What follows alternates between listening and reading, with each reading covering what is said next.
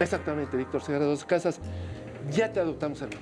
Eres activo fijo de este programa. Te auguro un programa para ti. Eso Bueno. ya los jefes dirán. Pero está el señor Daniel Muñoz y estamos muy contentos y aterricemos. Crops los de la cosecha, lo de la Gaceta, lo que me enseñaste. Oye, ¿de cuándo data esta información?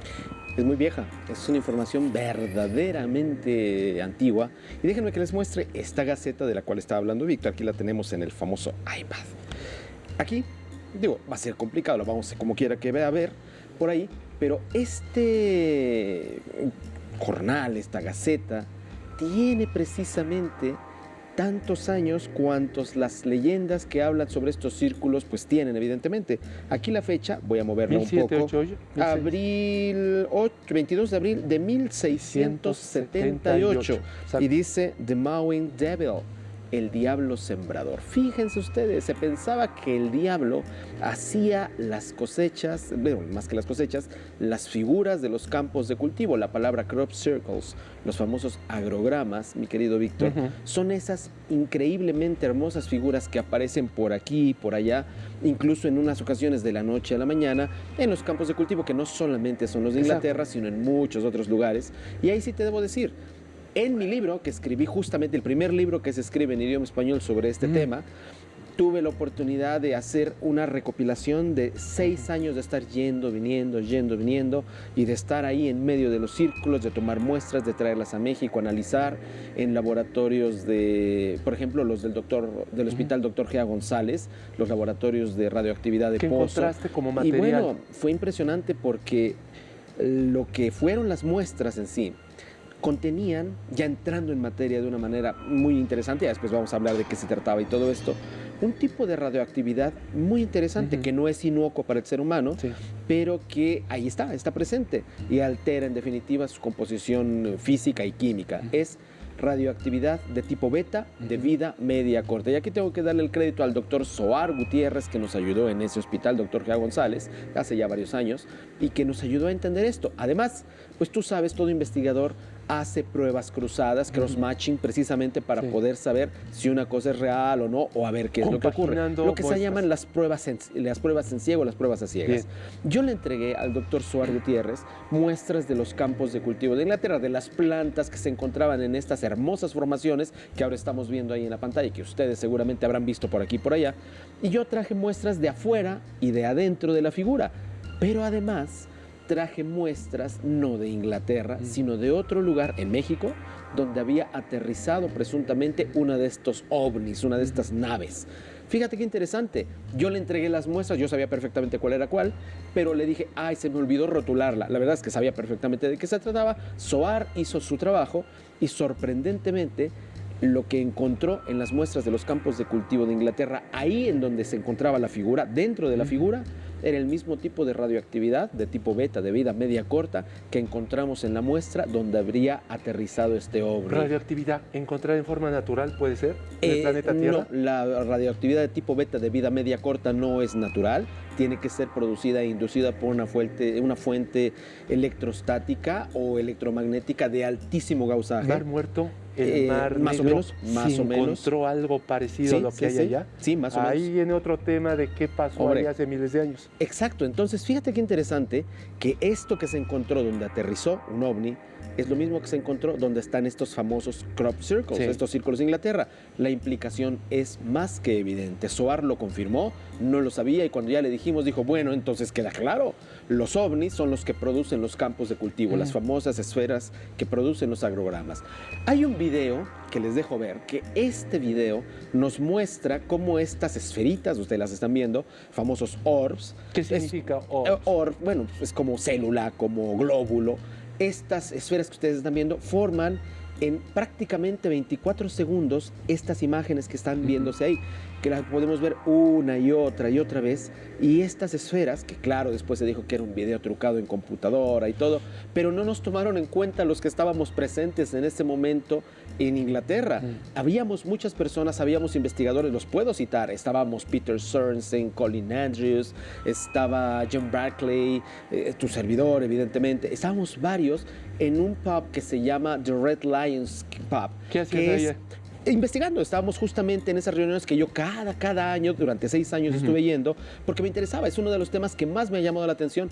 Puedo casi presumir, digo, sin ser arrogante ni nada, que fui la persona que trajo este tema de alguna manera muy clara y con evidencias a México. Después tú sabrás todo lo que pasó. Pero este tema de los círculos de Inglaterra fue definitivamente de los primeros que me llamaron la atención en cuanto a su belleza, su forma y sobre todo la premisa de mi libro es los círculos de Inglaterra, el verdadero mensaje extraterrestre. ¿Sabes por qué?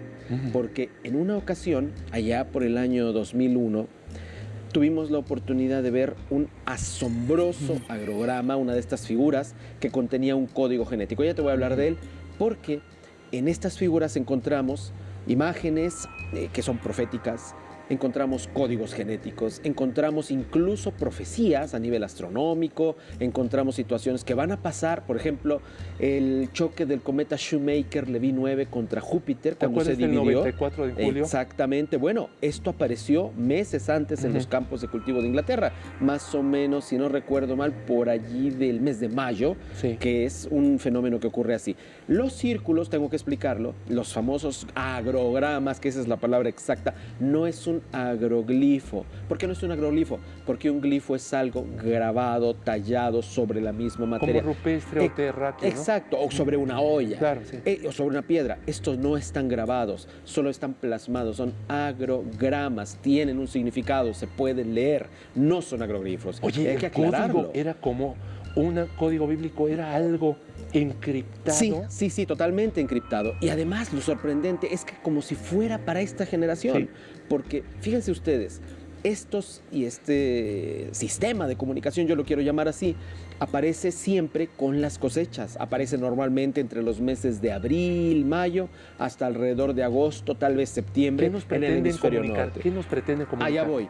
Es un mensaje que trata, sin duda alguna, de dar advertencias, de dar impulso inclusive a nivel científico, a todos los niveles, porque, ya lo digo, lo vuelvo a repetir, profecías, códigos genéticos, situaciones a nivel científico que no se han descubierto, se descubren primero en los círculos de Inglaterra, pero también atan el nivel de la conciencia con el nivel de la ciencia. Es muy interesante conocerlo, es todo un lenguaje y no es de verdad, como tanto se quería presumir en un momento dado, la obra de dos viejitos que, pues claramente, sus nombres inclusive los conocemos, Doug Bauer y Dave Charley. Pues qué curioso que cuando uno de los dos murió, fue cuando más de estas figuras aparecieron.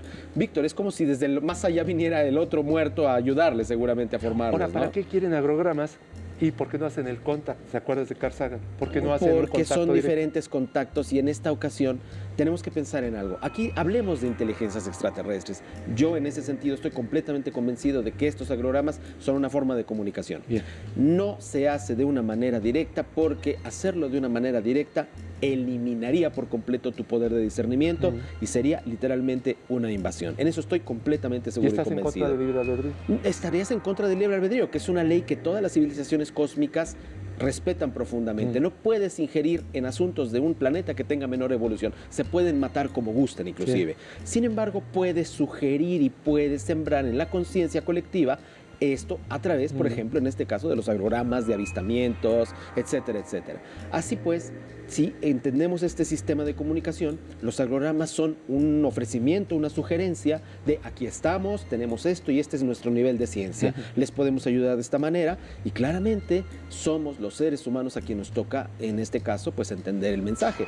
Pero no tiene que ser nada más así como así de que, siento muy bonito, porque saben ustedes, se los tengo que decir, cuando tú estás dentro de uno de estos agrogramas, ahí han estado corriendo las imágenes en las cuales les muestro cómo hemos volado encima de ellos, cómo hemos caminado en medio de ellos, cómo de alguna manera, Víctor, tu espíritu se hincha de fífelicidad. Es una maravilla estar en medio de ellos. Nos vamos a hinchar en un corte comercial. No te Antes, hincharás, porque ya nos vamos a hinchar aquí, hazme favor.